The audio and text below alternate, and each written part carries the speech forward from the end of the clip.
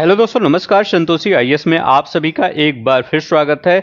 जैसा कि आपका पेपर का डेट आ गया है, 2 दिन पहले हमने बता दिया था कि आप सब जो नवंबर दिसंबर में बता रहे थे वहां पर मत जाइएगा। आपका पेपर जून जुलाई में होने की संभावना है। हमने जून में बताया था, जुलाई में आपका पेपर हो गया है। तो वो वीडियो भी, इससे पहले ही जो वीडियो डाला था 10th नंबर का वीडियो, उसी में मैंने बताया था। 2 दिन पहले ही वीडियो डाला था। तो यहाँ पर आपका आज जो उत्तर मुगल काल होगा, उत्तर मुगल काल क्या है, यहाँ से जो भी क्वेश्चन कैसे बनते हैं, तो यहाँ पर क्योंकि जो शासक हुए थे, ये शासक उतना इफेक्टिव नहीं हुए थे आप यहाँ मुगल काल में। तो इनका मतलब पतन की तरफ ये जो पूरा मुगल काल था, यहाँ से जो औरंगजेब, जब औरंगजेब की डेथ हुई, तो यहाँ पर जो मुगल काल था ये पतन की तरफ जा रहा था। तो वही जो भी चीजें हो रही थी, उसी को यहाँ पर लेकर प्रेजेंट किया गया है। हम यहाँ पर आपको कालक्रम बताएंगे।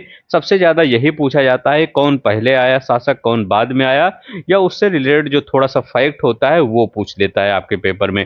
कई बार आरओ में भी आया है क्वेश्चन आपके, और आपके आईएएस पीसीएस में भी यहाँ से क्वेश्चन आपका बना है। तो चलते हैं, हम यहाँ पर शुरू करते हैं।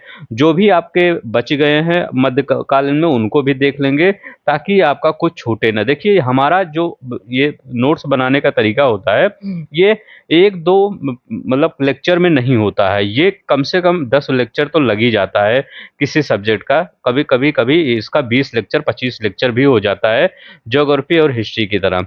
तो क्या होता है, क्यों लग जाता है, क्योंकि मैं यहाँ पर हर एक चीज़ को इंक्लूड करता हूँ, ताकि आपके पेपर में कुछ भी चीज़ें अगर आए तो वो छूटे ना। ऐसा ना हो कि हमने नोट्स पढ़ा है और नहीं आ रहा है। इस नोट्स को आप क्यों डाउनलोड करेंगे, इसका एक पर्पज बता देता हूँ। इस नोट्स को इसलिए डाउनलोड करेंगे, इसको रिवीजन करने के लिए, क्योंकि ये इम्पॉसिबल होता है कि बार बार आप घटना चक्र को रीड कर पाएँ। लेकिन इस नोट्स को आप कुछ समय में आप पूरी तरह से रीड कर सकते हैं, और हैंड रिटन नोट्स में है तो आपको जल्दी याद भी हो जाएगा।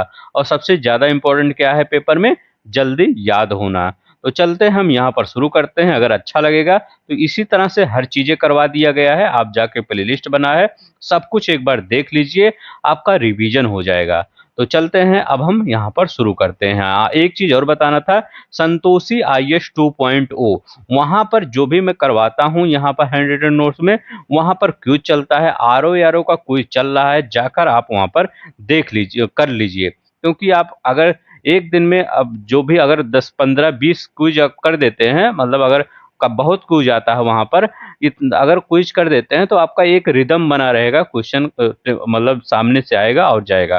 तो प्लीज वहाँ पर जाइए, संतोषी आईएएस 2.0, और वहाँ पर क्विज के फॉर्म में जितने भी प्रीवियस ईयर के क्वेश्चन है उनको कर लीजिए। तो चलते हैं, हम यहाँ पर शुरू करते हैं।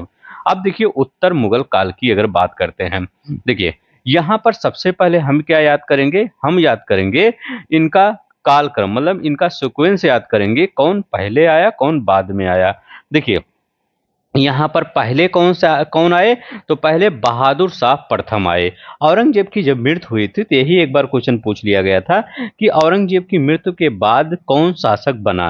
तो औरंगजेब की मृत्यु के बाद कौन शासक बना, बहादुर शाह प्रथम शासक बना। औरंगजेब की मृत्यु कब हुई थी, 1707 ईस्वी में औरंगजेब की मृत्यु हुई थी। इसके बाद यही 1707 ईस्वी में बहादुर शाह प्रथम शासक बना। इसका शासनकाल 1712 ईस्वी तक चला। ये याद रखिएगा, कब तक चला, 1712 ईस्वी तक चला। अभी हम सिर्फ इसका कालक्रम याद करेंगे बस, इसके बाद हम यहाँ पर देखेंगे। अब देखिए, यहाँ पर बहादुर शाह प्रथम के बाद कौन सा शासक आया, जहांदार शाह आया। तो बहादुर शाह, देखिए कुछ भी ट्रिक बना के याद करिए, ताकि क्या हो, आपको याद हो जाए। क्योंकि वहां पर कुछ चीजें आपको ट्रिक बनाना ही पड़ेगा, क्योंकि आरओ यारो जो पेपर है पूरी तरह से फैक्ट बेस्ड पेपर है। ठीक है, कितना फैक्ट याद करेंगे आप, तो कुछ ट्रिक बना लीजिए ताकि याद रहे। अब देखिए, बहादुर शाह के बाद कौन सा आया, जफर आया, वो सॉरी जहांदार शाह आया। तो बहादुर बहादुर कहाँ, जो बहादुर होगा उसका क्या होगा, जहां पर हर जगह पर उसका नाम होगा। तो बहादुर का हर जहां पर नाम होगा, तो ये ऐसे याद कर लीजिए। बहादुर शाह के बाद जहांदार आया, तो जहांदार 1712 से 1713 ईस्वी तक एक ही साल रहा था, ज्यादा दिन नहीं रहा था। तो 1712 से 1713 ईस्वी तक कौन आया, ये आपका जहांदार आया। तो यहां पर जहांदार के बारे में बात हो गई। जहांदार कब आया, 1712 से 13। ये रे बहादुर जब होगा तो वो हर जगह ना होगा, नाम होगा बस, बहादुर से जहांदार। अब देखिए तीसरा इंपॉर्टेंट है, कौन है, फर्रुखसियार। कौन, 1713 से 1719 के बीच में इसका शासन काल रहा, इसके बारे में अभी हम डिटेल में पढ़ेंगे। तो फर्रुखसियार, तो ये बहादुर था, इसीलिए क्या हुआ, इसका हमेशा हर जगह क्या हुआ, नाम हो गया। तो जहांदार इसका नाम हो गया। देखिए याद ऐसे करिए, बहादुर था, इससे हर जहां नाम हो गया। इसके बाद क्या हुआ, फर्रुखसियार, तो जब नाम हो गया तो इसके नाम में क्या हो गया, फर्क पड़ा। तो याद रखिएगा फर्रुखसियार। तो फर्रुखसियार मतलब क्या हुआ, क्योंकि उस जब किसी का नाम हो जाता है तो उसका नाम एक यूनिक हो जाता है। जैसे मान लीजिए मोदी जी, तो मोदी जी, योगी जी, अब उनके नाम का हो नरेंद्र, जैसे मोदी ओकम, वो मोदी नाम से ही सब लोग जानते हैं। तो ये उसका फर्क पड़ा, ऐसे याद कर लीजिए, ताकि जैसे कोई कहानी बता रहा हूं तो वो कहानी आपके दिमाग में छप जाना चाहिए कहाँ कैसे हो रहा है। तो क्या क्या हुआ, बहादुर शाह जहांदार, इसके बाद फर्रुखसियार। अब देखिए ये जो दोनों हैं ये उतना इंपॉर्टेंट नहीं है, सिर्फ लिख लीजिए, रफी उद दरजत 3 महीने सिर्फ इसका शासन था, और शाहजहां सेकंड, इसका भी क्या था, इसका भी शासन कितना था, इसका भी शासन 3 ही महीने था। तो ये याद रखिएगा, शाहजहां सेकंड है, इसका कितना शासन था, 3 महीने था। तो वो भी इतना, ये भी याद रखिएगा, ये भी उतना ज्यादा इंपॉर्टेंट नहीं, ये भी इतना नहीं। ज्यादा इंपॉर्टेंट कौन है, इसके नीचे वाला है, 1713 से 19 के बीच में कौन था, फर्रुखसियार था। फर्रुखसियार के बाद कौन से आए, मोहम्मद शाह, जो इंपॉर्टेंट है ये, ऐसे याद, लेकिन याद कर लीजिए, बाद हो सकता है अगर टफ पेपर बनेगा तो आपके बीच में पूछ लेगा कि रफू दर्जत किसके बाद आया, फर्रुखसियार के बाद 1719 में, उसी 3 महीने में यही आया शाहजहां भी, आपका शाहजहां द्वितीय, ये भी, क्योंकि शाहजहां तृतीय भी आएगा, तो आलमगीर द्वितीय के बाद। तो यहां पर शाहजहां द्वितीय 3 महीने ये भी था। अब देखिए यहां पर क्या लिखा गया है, मोहम्मद शाह, हम ये इसको दोनों को नई तरीके से याद करवाएंगे इसको। अब देखिए 19 के बाद 48 तक, 1719 से 1748 तक कौन रहा, ये मोहम्मद शाह रहा। तो ये याद रखेंगे, मोहम्मद शाह का जो कार्यकाल था बहुत ही ज्यादा था। तो याद रखेंगे मोहम्मद शाह, तो मोहम्मद शाह का कार्यकाल 1719 से 48। अब देखिए यहां पर इसके बाद क्या देखेंगे, यहां पर देखेंगे अहमद शाह, तो 48 से 54। अब देखिए 1700 क्या था, 1700, यहां पर 1748 से क्या था, 1748 से 54 के बीच में कौन आया, ये अहमद शाह आया। और इसके बाद कौन, पहले इसके आया मोहम्मद शाह था, तो मोहम्मद शाह पहले आया, इसके बाद कौन आया, अहमद शाह आया, ये याद रख लेंगे। अब देखिए अहमद शाह 48 तक से 54 हो गया। अब देखिए 54 से आगे जब बढ़ेंगे तो 54 से 62 के बीच में, फिर 54 से यहाँ तक 62 कर दीजिए, 54 से 62 के बीच में कौन सा आया, तो 54 से 62 के बीच में आलमगीर द्वितीय आया। तो 54 से 62 आलमगीर, 48 से 54 अहमद शाह, तो ये हो गया अब आपका। इसके बाद शाहजहां थर्ड आया, बीच में ही आया, उतना इंपॉर्टेंट नहीं है, 59 में ही आया था। शाह आलम द्वितीय, शाह आलम, ये इंपॉर्टेंट है, शाह आलम द्वितीय कब आया, 59 से 1806 में। इसका भी शासन काफी लंबा था। तो किसका किसका शासन लंबा था, अहमद शाह का 1700, ये इसका शासन लंबा था, ये मोहम्मद शाह का, और इसका शासन था शाह आलम द्वितीय का शासनकाल, 1759 से 1806 में इसका शासनकाल था। ये हो गया। अब यहाँ पर याद रखिए अकबर द्वितीय, जो राजा राम मोहन राय को भेजा था वहां पर इंग्लैंड में, तो ये अकबर द्वितीय था। ये 1806 से 1837 तक इनका कार्यकाल था। तो इसी में के बीच में तो राजा राम मोहन राय थे। इसके बाद बहादुर शाह द्वितीय। तो यहाँ तो आपको नीचे याद ही रहेगा। देखिए कैसे याद करेंगे, नीचे के 3 याद रख लीजिए, और ऊपर के 3 का तो मैं ट्रिक बता दिया हूँ। बहादुर शाह जहां हम नाम होगा फर्रुखसियार फर्क पड़ेगा। अब बीच में एक पड़ता है आपका मोहम्मद शाह और ये यहाँ पर अहमद शाह, तो मोहम्मद शाह अहमद शाह ये बीच में याद रख लीजिएगा और यहाँ पर नीचे याद रख लेंगे जब यहाँ पहुंचेंगे। कहाँ पे यहाँ पर जो 1759 से ये एक मतलब पूरे 100 साल के बीच में याद रख लीजिए, क्योंकि 1857 तक ही था ये बहादुर शाह द्वितीय। तो शाह आलम द्वितीय, अकबर द्वितीय और बहादुर शाह द्वितीय, तो याद रखेंगे ये शाह आलम 1859 से 1806 में चलेगा, अकबर द्वितीय 1806 से 37 में, बहादुर शाह द्वितीय ये याद रखिएगा लास्ट एम्परर था।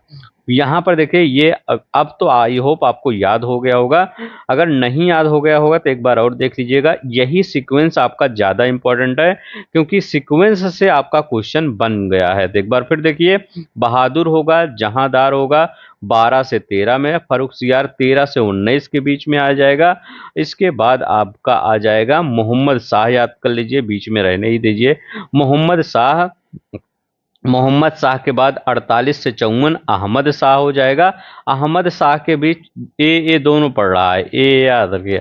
अहमद शाह के आलमगीर द्वितीय 54 से 59, फिर इसम शाहजहां तृतीय आ गया था, फिर 59 से 1806 शाह याद रखिएगा। शाह के बाद अकबर द्वितीय 1806 से 37 तक, फिर बहादुर शाह द्वितीय 37 के बाद पूरा 57 तक, ऐसे याद कर लीजिए। इतना तो आपको याद हो गया। अब थोड़ा सा इनके बारे में देख लेते हैं।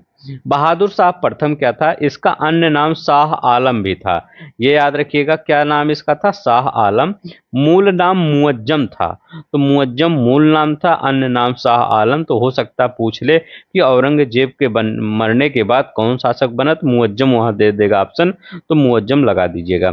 शासनकाल तो अभी हम बताएं 1707 से 12 तक था। अन्य नाम शाहे बेखबर था। खफी खफी खां द्वारा ये प्रदत्त है, खफी खां द्वारा ये प्रदत्त है, ये याद रखिएगा। अब देखिए यहाँ पर जहांदार 1712 से 13 के इस बीच में इसका शासन था। शासन कार्य में नित्यांत अयोग्य था, बहुत ही अयोग्य ये शासक था। जरा से भी इसके अंदर वो गुण नहीं था जो अकबर और या औरंगजेब या किसी अन्य के गुण था, उसमें इस जरा से भी नहीं था।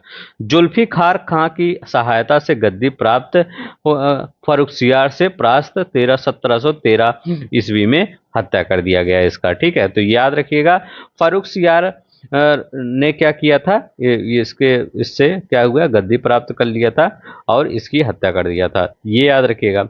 अब देखिए फर्रुखसियार क्या था 1713 से 1719 में, तो 1713 से 1719 में, ये 1717 में अब इसके फर्रुखसियार के बारे में क्या है ये इंपॉर्टेंट है कि 1717 में ईस्वी में फरमान अंग्रेजों को 3000 रुपये वार्षिक कर देने के बदले बंगाल में क्या किया था इन्होंने, बिना अतिरिक्त चुंगी दिए व्यापार करने देने की अधिकार की पुष्टि किया था इसने।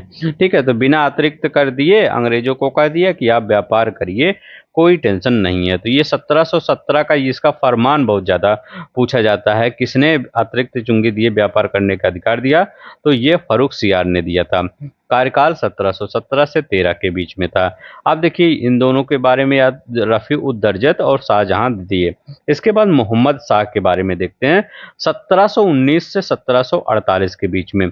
1719 से 48 ईस्वी तक शाहजहां द्वारा बनवाए गए प्रसिद्ध मयूर सिंहासन पर बैठने वाला अंतिम मुगल बादशाह था। ये क्वेश्चन पूछा गया है कि मयूर सिंहासन पर बैठने वाला अंतिम मुगल बादशाह कौन था, तो मयूर सिंहासन पर बैठने वाला अंतिम मुगल बादशाह कौन था, तो यही था मोहम्मद शाह था, ये याद रखिएगा। कौन था? मोहम्मद शाह था। क्यों? क्योंकि नादिर शाह का आक्रमण हुआ और वो मयूर सिंहासन लेकर चल दिया। नादिर शाह का आक्रमण करनाल युद्ध में मुगल सेना को क्या किया गया, परास्त किया गया। करनाल के युद्ध में मुगल सेना को परास्त कर दिया गया। रंगीला नाम से यह प्रसिद्ध हुआ। कौन रंगीला नाम से प्रसिद्ध हुआ? मोहम्मद शाह। अब देखिए एक क्वेश्चन ये भी पूछा जाता है कि ये हिजड़ों और महिलाओं के एक वर्ग का प्रभुत्व स्थापित हो गया। तो ये पूछा गया है क्वेश्चन कि किसके शासनकाल में हिजड़ों और महिलाओं का एक प्रभुत्व स्थापित हो गया था? तो किसके शासनकाल में प्रभुत्व स्थापित हुआ था? ये स्थापित हुआ था यही रंगीला। रंगीला कौन है? मोहम्मद शाह, जिसका ये रंगीला है तो इसका रंग भी बहुत दिन तक चला था। तो ऐसे याद रखिएगा 1700 अगर 19 से पूछे और 1700 कब तक? 48 तक। ये देखिए कितना अधिक इसका शासनकाल था, मतलब रंग बिरंगी जिंदगी को बहुत दिन तक चला दिया था। ठीक है, इतना दिन तक सोचिए कितना दिन तक चलाया, 1719 से 1748 रंग बिरंगी जिंदगी चला दिया बहुत ज्यादा। ऐसे याद कर लीजिए, रंग बिरंगी जिंदगी कौन चलाया बहुत ज्यादा? ये चलाया मोहम्मद शाह। अब अहमद शाह क्या किए थे? ये ज्यादा जिंदगी नहीं चला पाए थे, 1748 से 54 तक ही इनका था। इसके बाद नीचे आएगा आलमगीर, 54 से 59 के बीच में, ये भी ज्यादा नहीं चला पाए, 5 ही साल का इनका कार्यकाल हुआ, जैसे आज 5 ही साल का होता है कार्यकाल। जिसके बाद कौन से आए? शाहजहां तृतीय। इनका तो सिर्फ नाम ले लिए थे, शाहजहां का नाम रख लिए थे, इससे थोड़ी होता है, कर्म भी करना चाहिए। अब यहाँ पर देखिए शाह आलम द्वितीय, ये क्या? ये भी बहुत ज़्यादा चला लिए थे, शाह आलम द्वितीय। तो आलम क्या था? क्या इनको हटाने वाला कोई आलम नहीं था। तो 1759 से 1806 ईस्वी तक इनका क्या किया गया? शासन हो गया शाह आलम द्वितीय का। तो आलम इनका चलता रहा। आलम से याद रखिएगा अलार्म। अलार्म क्या होता है? ऐसे याद कर लीजिए ताकि याद रहे। अलार्म क्या होता है? अलार्म बजता रहा लेकिन आप नहीं उठते रहे। तो ये भी शाह आलम द्वितीय, इनका भी अलार्म बजता रहा लेकिन ये शासन करते रहे 1759 से 1806। ऐसे याद कर लीजिए। अभी यहाँ देखिए क्या लिखा गया? अकबर द्वितीय। तो अकबर द्वितीय आया, ये अकबर द्वितीय के बारे में यही पूछा जाता है कि किसने मतलब किस शासक, मुगल शासक ने राजा राम मोहन राय को भेजा। तो ये उन्होंने, अब देखिए राजा की उपाधि किसने दिया था? तो यही अकबर द्वितीय ने ही दिया था राजा राम मोहन को राजा की उपाधि। ये याद रखिएगा अकबर द्वितीय। अब यहाँ पर देखिए बहादुर शाह द्वितीय के बारे में। 1837 से 57 ईस्वी तक बिना साम्राज्य का सम्राट किसको बोला जाता है? बहादुर शाह द्वितीय को। ईस्ट इंडिया कंपनी की ओर से प्रतिमाह 1 लाख रुपए पेंशन, याद रखिएगा कितना? प्रति माह 1 लाख रुपए पेंशन। अब एक बार आपके आईएएस में क्वेश्चन पूछा गया था, सिर्फ वहां पर क्या दे दिया था, इसको हमने क्विज में करवाया है। आप अगर क्विज ज्वाइन कर लेंगे तो वहां पर आईएएस के लेवल का मैं क्वेश्चन करवाता हूं, और आपके पेपर में आईएएस का जो पेपर बनाता है, इस बार जो भी बनाया था पेपर आपका पीसीएस प्री का, उसमें क्या हुआ था? आईएएस के जो वन लाइनर क्वेश्चन थे या थोड़ा सा हल्का कम टफ थे, उन सभी को क्वेश्चन को डाल दिया था यहाँ पर आपके पेपर में। ठीक है, और टफेस्ट क्वेश्चन भी डाल दिया गया। तो वो कौन से? आईएएस जो प्रीवियस ईयर आए हुए हैं, और वहाँ मैं आपको क्विज में करवाता हूँ आईएएस। तो वहाँ पर क्विज जरूर ज्वाइन कर लीजिए। ऐसा क्विज आपको पूरे आप टेलीग्राम पर ढूंढेंगे नहीं मिलेगा। अब यहाँ के 1837 से 57 ईस्वी को बिना साम्राज्य का सम्राट ईस्ट इंडिया कंपनी, वहां क्या दिया था? देखिए अब वहां आईएएस में क्या क्वेश्चन दिया था? 1 लाख रुपए से कम, 1 लाख रुपए से कम नहीं, 1 लाख रुपए, ये याद रखिएगा 1 लाख रुपए क्या करता था? ये पेंशन दे दिया गया। 1862 ईस्वी में क्या हुआ था? इसकी मृत्यु हो गई थी। किसकी? रंगून भेज दिया गया था ये बहादुर शाह द्वितीय या जफर, इसको वहीं पर उनकी मृत्यु हो गई थी। तो ये याद रख लेंगे। ठीक है, ये प्रतिमाह 1 लाख रुपए याद रख लेंगे, 2 लाख मत याद रखिए ना, इससे कम याद रखिएगा। अब देखिए यहाँ पर किनके बारे में बात करेंगे? यहाँ पर बात करेंगे शाह आलम द्वितीय के बारे में। देखिए ये यहाँ पर नहीं, ये है आपका शाह आलम द्वितीय, ये है शाह आलम द्वितीय के बारे में अगर बात करते हैं, इनका कार्यकाल 1759 से 1806 ईस्वी में था। मूल नाम अली गौहर था। दिल्ली पर अंग्रेजों का अधिकार इन्हीं के समय में हुआ था। तो दिल्ली पर अंग्रेजों का अधिकार किसके समय में हुआ था? शाह आलम द्वितीय के समय में हुआ था। कार्यकाल 1759 से 1806 ईस्वी में। तो ये इतना आपको आई होप आपको इतना याद हो गया होगा। इतना क्या था? उत्तर मुगल काल के बारे में फैक्ट था। अब यहाँ पर कुछ फैक्ट देख लेते हैं। मुगल काल में राजा बनाने वाले क्या थे? देखिए कुछ का क्या था, ये क्या होता है, जैसे अभी अगर प्रेजेंट टाइम में देखेंगे तो अभी प्रेजेंट टाइम में अगर इलॉन मस्क को देखेंगे तो वो क्या है, राजा बनाने वाले कहलाएंगे। क्यों कहलाएंगे? क्योंकि देखिए डोनाल्ड ट्रंप, इलॉन मस्क अगर ना होते तो शायद डोनाल्ड ट्रंप इतनी बारी जीत पाते। तो क्या हुआ, वैसे उस समय पावरफुल लोग थे जैसे हुसैन अली और अब्दुल्ला खां, ये क्या थे, ये आज के समय में कौन थे, इलॉन मस्क हैं। तो इन्होंने ये जिसको चाहते थे गद्दी पर बैठाते थे, जिसको चाहते थे उसको उतार देते थे। इसलिए इन्होंने क्या किया था, फर्रुख सियार को गद्दी पर बैठाया 1713 ईस्वी में, इसके बाद 19 में जाके फर्रुख सियार को इन्होंने ही उतार दिया। तो मुगल काल में राजा बनाने वाले कौन थे, तो ये आपका आर ओ आर ओ 2017 या 21 में मेंस में आया हुआ था। याद रखिएगा, ये आर ओ मेंस में आया था कि मुगल काल में राजा बनाने वाले कौन थे। हुसैन अली नाम याद रखिएगा और अब्दुल्ला खां, ये दोनों का नाम याद रख लेंगे। अब यहां देखिए, मुगल सम्राट जहांदार शाह के शासन के समय से पूर्व अंत का कारण क्या था। तो याद रखिएगा, मुगल सम्राट जहांदार शाह के शासन के समय से पूर्व अंत, जो समय से पूर्व इसका अंत हुआ ना, कारण क्या था, एक युद्ध में वह अपने भतीजे द्वारा पराजित हुआ। तो एक युद्ध में ये जहांदार था अपने भतीजे द्वारा पराजित हुआ। इसका भतीजा कौन था, इसका भतीजा यही फर्रुख सियार था, इसी के द्वारा पराजित हुआ। अंतिम मुगल सम्राट बहादुर शाह द्वितीय, उसके पिता का नाम था अकबर द्वितीय। इस ठीक है, तो उसका उस पिता क्या का नाम था, अकबर द्वितीय। 37 तक ना, 1837 तक अकबर द्वितीय काम किया। इसके बाद कौन आया, बहादुर शाह द्वितीय या जफर, याद रखेंगे ये आया। तो इतना ये याद रख लेंगे। अब ये देखिए, ये सब फैक्ट इंपॉर्टेंट है। अब यहाँ पर देखते हैं, हाँ मैं कह रहा था इसका पीडीएफ अगर आपको लेना होगा तो इसका पीडीएफ आपको टेलीग्राम का नीचे लिंक दिया गया, वहाँ पर मिल जाता है, पीडीएफ जैसे है वैसे। लेकिन मैं ये पीडीएफ अभी एक लेक्चर और आएगा, इसके बाद कंप्लीट पीडीएफ में उसको मर्ज करके दे दूंगा, क्योंकि अलग अलग पीडीएफ देने में ढूंढने में प्रॉब्लम होती है आप ही सबको, इसीलिए मैं पूरी कंप्लीट करके दे देता हूँ। तो ये याद रखिए। अब यहाँ पर देखते हैं बुहरान उल मुल्क। अगर आपको अच्छा लग रहा हो प्लीज़ सब्सक्राइब कर दिया करिए, आपको लगे कि मैंने मेहनत किया है यहाँ पर तो प्लीज़ आप सब्सक्राइब कर दिया करिए। बुहरान उल मुल्क सादत खान के संदर्भ में सही कथन क्या है? क्या है, अवध के स्वतंत्र राज्य का संस्थापक कौन था? सादत खान। बुहरान उल मुल्क सादत खान अवध का, ये पूछा गया है कि अवध का संस्थापक, तो ये बुरहान उल मलिक सादत खान था। अब उसने सैयद बंधुओं के विरुद्ध षड्यंत्र में भाग लिया था। किसके विरुद्ध भाग लिया था? सैयद बंधुओं के विरुद्ध। अब देखिए, औरंगजेब की मृत्यु के समय मराठा नेतृत्व था ताराबाई के पास। औरंगजेब से रिलेटेड जितने भी क्वेश्चन याद रखिएगा, या मराठा से रिलेटेड प्रेजेंट टाइम में आपका कोई भी एग्जाम हो, औरंगजेब मराठा से क्वेश्चन जरूर पूछेगा। कोई भी आप पेपर दे रहे होंगे, रेलवे से लेकर एसएससी तक, आपका यूपी पीसीएस से लेकर आईएएस तक, हर जगह औरंगजेब और मराठा पूछा जाएगा। इसीलिए मैं आपको डिटेल में पढ़ा रहा हूँ इस बार आपका, और ये औरंगजेब और मराठा 2-3 लेक्चर में यही चल रहा है। अब देखिए, मुगल कालीन थोड़ा विविध देख लेते हैं। तुलसीदास की अगर बात करते हैं, सबसे ज्यादा क्वेश्चन क्या पूछा जाता है, जो रामचरितमानस है, रामचरितमानस ये किस भाषा में है? तो अवधी भाषा में है। अगर जब आपको ना याद रहा हो कि रामचरितमानस ब्रज भाषा लिखें कि अवधी भाषा लिखें, तो ऐसे याद कर लीजिएगा, राम मंदिर कहाँ बना है, तो राम मंदिर अवध क्षेत्र में बना है। तो रामचरित, तो राम जी का चरित्र, तो वो अवधी याद रख लेंगे। अवधी भाषा में ये है रामचरितमानस। जैसे हम क्या है, अयोध्या से बिलोंग करते हैं, तो क्या है, हमारा जो लैंग्वेज है, नेटिव लैंग्वेज है, वो क्या है, अवधी लैंग्वेज है।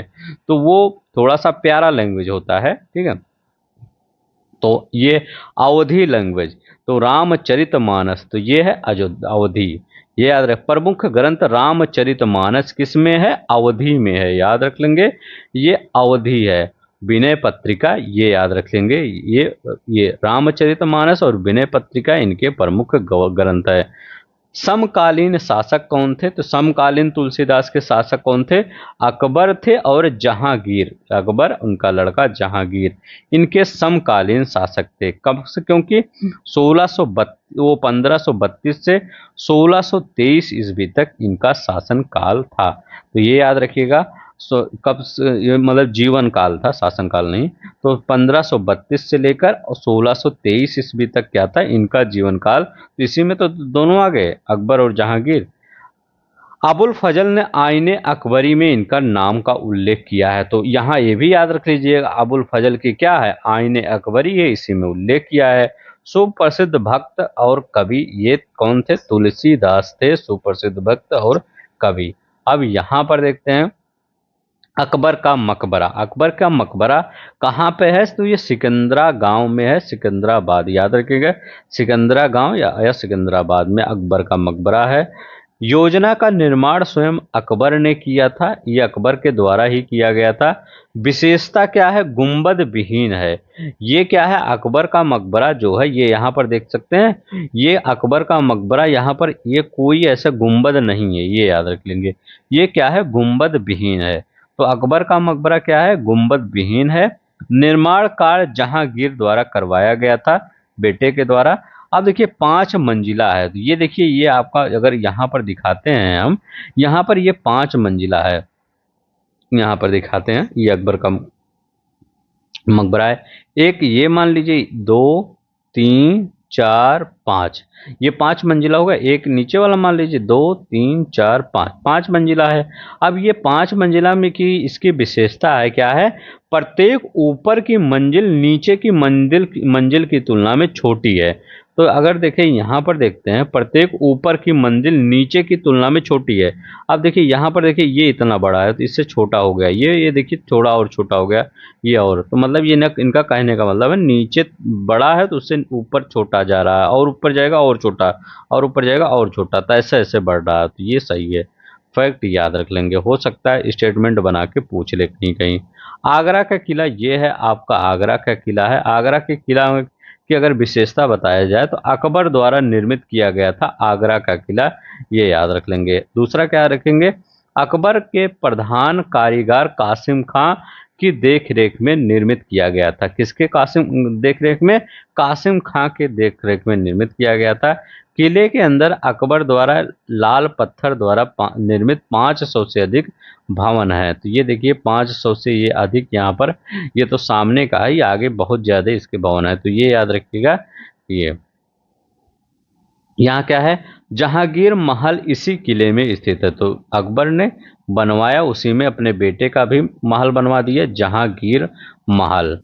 तो मैं कहूँ कि जहांगीर महल कहाँ है, तो आप तुरंत आगरा जाइए और किला बता दीजिए, ठीक है। अकबर द्वारा आगरा का किला निर्मित किया गया है। अकबरी शैली का सर्वप्रथम उदाहरण यहाँ पर मिलता है। अकबर देखिए यहाँ पर रचना और रचनाकार, भक्त नामावली के रचनाकार ध्रुवदास हैं। श्री भक्तमाल इनकी रचना नाभादास है, इसकी रचना। रसिक प्रिया रामचंद्रिका कवि प्रिया इसके केशव दास है, बहुत इंपॉर्टेंट है, पूछा गया था रिसेंट में। चित्रावली उस्मान है, तो चित्रावली के रचनाकार क्या है, उस्मान है, तो ये याद रख लीजिएगा कौन किसके हैं, ठीक है। अब यहाँ पर देखते हैं शासक प्रसिद्ध कार्य, जो जो शासक हुए थे मध्यकाल में, वो उनके प्रसिद्ध कार्य याद रख लीजिए। जैसे मोहम्मद बिन तुगलक, इनका कार्य क्या था, प्रतीक मुद्रा, ये सब हमने पढ़ा दिया है, नोट्स में भी बताया है, लेकिन आ गया था हम लिख दिए। मोहम्मद बिन तुगलक, ये इन्होंने प्रतीक मुद्रा चलाया था। शेर शाह को सड़क ए आजम कहा जाता है, क्योंकि ग्रैंड ट्रंक रोड इन्हीं के द्वारा बनवाया गया था, शेर शाह सूरी के द्वारा। अकबर आईने ए दहसाला, तो याद रखिएगा अकबर ने क्या किया था, आईने और ये दहसाला का मतलब स्थापना किया था। तो आईने या दहसाला का स्थापना किसने, ये अकबर। इल्तुतमिश तुर्कान ए चहलगामी, ये क्या था, ये तुर्कों का एक 40 दर का गुट था। तो याद रखिएगा इल्तुतमिश ने क्या किया था, तुर्कान ए चहलगानी। अकबर ने आईने दहसाला की स्थापना किया था। मोहम्मद बिन प्रतीक मुद्रा, सिरसा सड़क के आजम। अब यहाँ पर देखिए मध्यकालीन स्थापत्य की अगर बात करते हैं, तो मध्यकालीन स्थापक में मदीना मस्जिद की अगर बात करते हैं, तो अदीना मस्जिद कहाँ है, तो अदीना मस्जिद कहाँ है, तो मालदा पश्चिम बंगाल में है अदीना मस्जिद। पश्चिम बंगाल जाइएगा तो अदीना मस्जिद एक बार देखिएगा, क्योंकि वो हिस्ट्री से रिलेटेड है, ठीक है, तो हिस्ट्री से रिलेटेड देख लीजिएगा। ये आदीना मस्जिद कहाँ है? मालदा, पश्चिम बंगाल में। ऐसे मैं बता रहा हूँ ताकि आपको याद हो जाए बस। लाल दरवाजा मस्जिद कहाँ है? तो जौनपुर में, यूपी में है लाल दरवाजा मस्जिद। दाखिल दरवाजा कहाँ है? तो मालदा, पश्चिम बंगाल में ये भी है। तो अदीना और दाखिल दरवाजा ये दोनों कहाँ है? पश्चिम बंगाल में है, ये याद रखिएगा। दोनों मालदा पश्चिम में। तीन दरवाजा कहाँ? अहमदाबाद, गुजरात में तीन दरवाजा है। ठीक है, तीन दरवाजा कहाँ है? अहमदाबाद, गुजरात में। अब यहाँ पर देखते हैं शासक और शासनकाल। देखिए मोहम्मद बिन तुगलक का शासनकाल कब से? 1325 से 1351 तक ये किसका शासनकाल था? मोहम्मद बिन तुगलक। अब देखिए यहाँ पर मोहम्मद बिन तुगलक के बाद ये कौन? मार बर्मन कुलशेखर। तो ये 1308 से 1310 मतलब ये इनसे भी, मोहम्मद बिन तुगलक से भी आगे हैं, आगे के हैं ये। तो ये मार बर्मन कुलशेखर 1308 से 1310 ईस्वी के बीच में, ये याद रख लेंगे। इसके बाद देवराय द्वितीय, देवराय 1422 से 1446 के बीच में, ये देवराय द्वितीय। तो याद रखिएगा देवराय 1422 से 1446 ईस्वी के। कृष्णदेव राय 1509 से 1529 ईस्वी के बीच में, कृष्णदेव राय। तो ये याद कर लीजिएगा, हो सकता है यहाँ से कालक्रम में पूछ ले कि कौन पहले था कौन बाद में था। तो बहुत इंपॉर्टेंट है, पूछा भी गया है आपके पेपर में। यहाँ पर हल्दी घाटी का युद्ध अकबर और महाराणा प्रताप के बीच में हुआ था। महाराणा प्रताप बनाम मानसिंह एवं आसफ खां। तो महाराणा प्रताप आप के खिलाफ मानसिंह लड़ रहे थे और अकबर के खिलाफ हकीम खान सूर महाराणा की सेना के नेतृत्व का अग्रभाग का नेतृत्व करता। तो सोचिए कहाँ से कैसे हो गया। यहाँ पर हल्दी घाटी का युद्ध हुआ था। ठीक है, तो ये हल्दी घाटी का युद्ध कब हुआ था? 1576 में हल्दी घाटी का युद्ध हुआ था। तो ये इंपॉर्टेंट है, ये इसका डेट याद रखिएगा। 1576 में क्या हुआ था? ये हल्दी घाटी का युद्ध हुआ था। ठीक है, हल्दी घाटी का युद्ध हुआ था, बहुत इंपॉर्टेंट है 1576 में।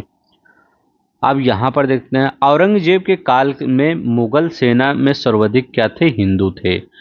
मजहर जारी करने के बाद अकबर द्वारा धारण की गई उपाधि क्या थी? सुल्तान ए आदिल या इमाम ए आदिल था। याद रखिएगा, मजहर जारी करने के बाद अकबर द्वारा धारण की गई उपाधि क्या था? सुल्तान ए आदिल या इमाम ए आदिल। अकबर के दरबार के प्रसिद्ध ग्रंथकारों कर्ताओं में सबसे प्रमुख कश्मीर के मोहम्मद हुसैन को अकबर द्वारा प्रदान की गई उपाधि जरी कलम था। ये याद रखेंगे, क्या? जरी कलम।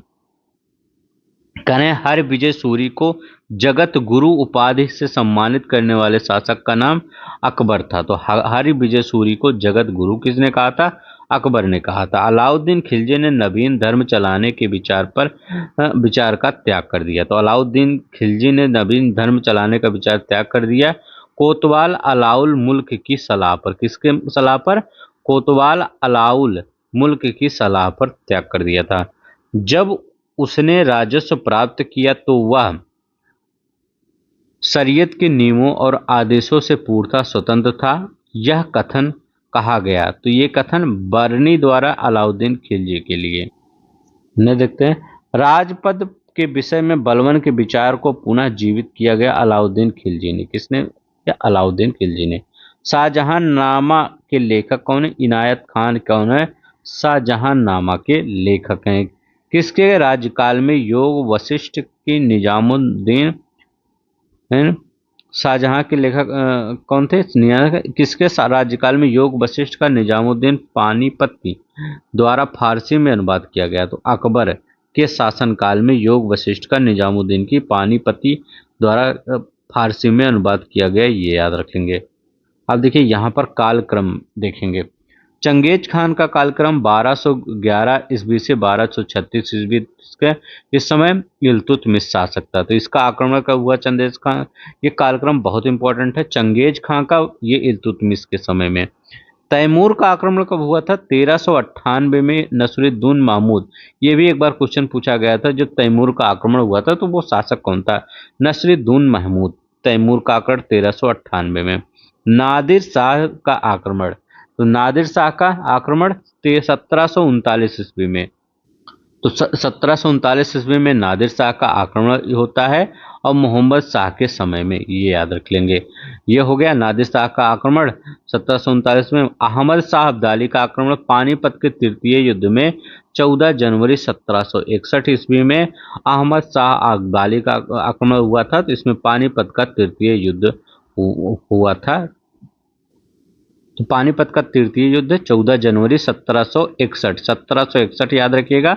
अब यही हेमू और अकबर के बीच में पानीपत की दूसरी लड़ाई हुई थी 1556 में। तो 1556 में क्या हुआ था, पानीपत की दूसरी लड़ाई हुई थी। पहली लड़ाई कब हुई थी, तो ये याद रखिए ये पानीपत की कौन सी दूसरी लड़ाई, ये तीसरी लड़ाई कब हुई थी, ये 1761 ईस्वी में पानीपत की तीसरी लड़ाई हुई थी। अब एक पानीपत की पहली लड़ाई हुई थी, तो वो कब हुआ था, जब बाबर आया था। तो 3 लड़ाइयाँ हुई थी पानीपत की जो मुख्य हैं, ठीक है। यहाँ देखिए अब इमारत देखते हैं और शासक। कुतुब मीनार किसने मतलब बनवाया था, तो इल्तुतमिश ने। मतलब ये कंप्लीट किसने करवाया था, इल्तुतमिश ने। और मतलब न्यू किसने, कुतुबुद्दीन ऐबक ने। गोल गुंबद मोहम्मद आदिल शाह ने।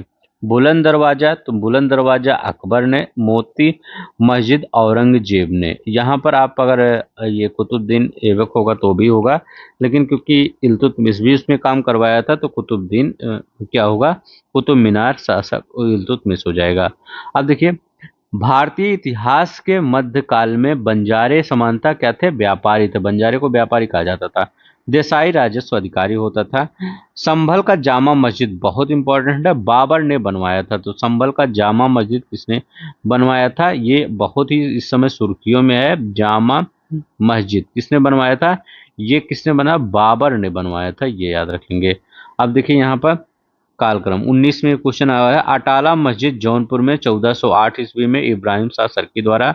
शेर शाह सूरी का मकबरा सासाराम में है, 1540 से 45 के बीच में बना था। हुमायूं के मकबरे का निर्माण सौतेली माँ हाजी बेगम की देखरेख में हुआ था। हुमायूं मकबरे का निर्माण।